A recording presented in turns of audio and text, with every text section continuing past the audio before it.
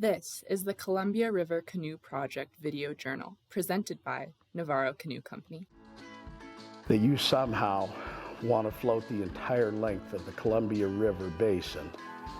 You're going to start at a point near the Chamber of Commerce in Butte, Montana.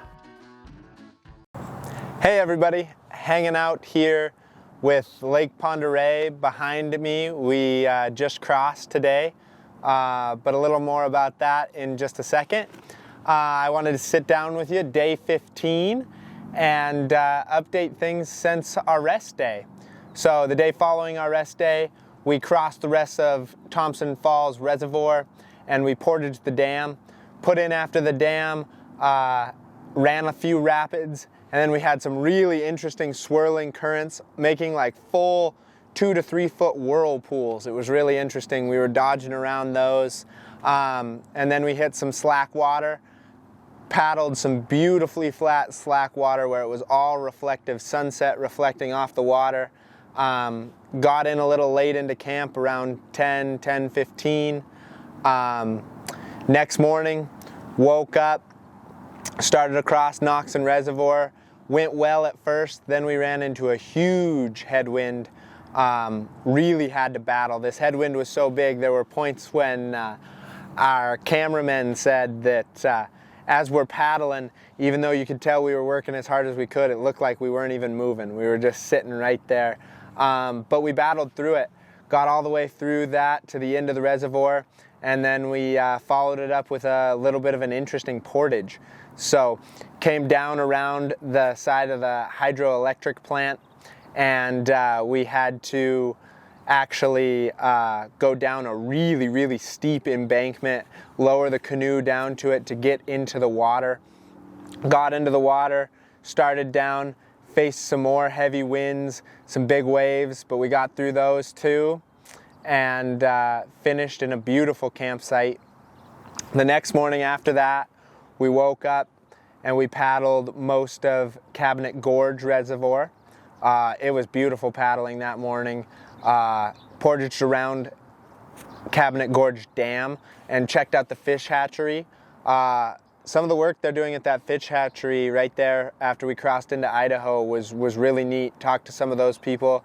They talked about the breeding of their kokanee salmon and of the West Slope cutthroats to try and get them repopulated as native fish, and some of the things they're doing to, talk about getting rid of some of the non-native fish and reducing populations in non-native fish like northern pike and walleye. Put back in after that dam, beautiful. We were really cruising, came all the way down to where we had planned on stopping at the mouth of Lake Pend Oreille, and decided, wow, we're a little earlier than we thought. We got a good tailwind, which was a surprise, our first tailwind of the trip. So we decided we were going to pass across Lake Pend Oreille. Right as we're entering the mouth of the lake, one of the craziest things I've ever seen happen. If I wasn't there and if Braxton wasn't there to confirm it, I don't know that I'd believe it happened. We're going down river, down current, and all of a sudden, out of nowhere, a log completely submerged underwater, probably about this round and 12 feet long, comes shooting upstream. It was underneath the water and it had a wake. It was going over 20 miles an hour and just came shooting upstream, missed our boat by probably only about 4 feet. It was like a torpedo. It was unbelievable. I have no idea what caused it. I thought, man, maybe there's this crazy upcurrent, something like that. Stuck my paddle under the water, let it go. No upcurrent. In fact, we're going downstream. One of the craziest things I've ever seen. I have absolutely no explanation. It booked past us and kept going, hauling upstream, going, like I said, probably 20 miles an hour, completely submerged under the water. It was really crazy. My only theory is that somebody has a 20-foot sturgeon hooked on the other end of that thing, and it's just taken their log that they tried to plant into the beach. But in reality, I have no idea what it was. But anyway, we had that good tailwind. Storm did come in, but we crossed a big section of Lake Pend Oreille, stayed at a nice campsite. Then this morning, woke up and we headed all the way across the lake the rest of the way. We just behind me is actually the Pend Oreille River, and it was a big paddle.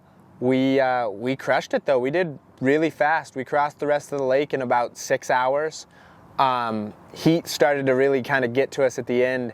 It got long and it got hot, but we made good pace. It was really cool. There's actually some folks from my hometown of Butte here. They're letting us stay at their house, and they let our filmers use their boat for part of the day. They came out with us and got a few shots of us crossing the lake, so that was really cool. I just really also want to say how incredible these filmers have been. Everybody has been here and had a little bit of time now, and they're just crushing it. Ben started off, and he did an exceptional job. Just beautiful shots. He was working by himself, had a big ask, and he really got it done. The last few days we've had both Orion and Neil here, and the shots Orion has gotten with his drone are unbelievable. They look like a video game, not like real life. That FPV drone is incredible. And then Neil's really bringing, you know, some interesting camera angles. He's like really focusing on making sure that it's not just the same repetitive motion over and over again. And then Stone just arrived today. He had his first day, and we're stoked to have him for a while, and just already bringing that great energy. So I really can't tell you guys how excited I am to show you some of the shots that I've seen and to present them to you guys in the documentary. The shots these guys, and I've just seen little snippets, and the snippets I've seen are stunning. So I am so stoked that they're doing a fantastic job of really showing what this experience has been like for me in Braxton, and being a spot where they're going to be able to share that experience with you. And I can't get over how excited I am to share it with you. So thank you guys so much for following along, and we're getting back on it tomorrow. We should be out of Idaho and into Washington tomorrow. So enjoy the journey, folks. And jumping in canoes and trying to fly your ass over 1/3 of this country, I guess you've got to have some level of lack of intelligence for that.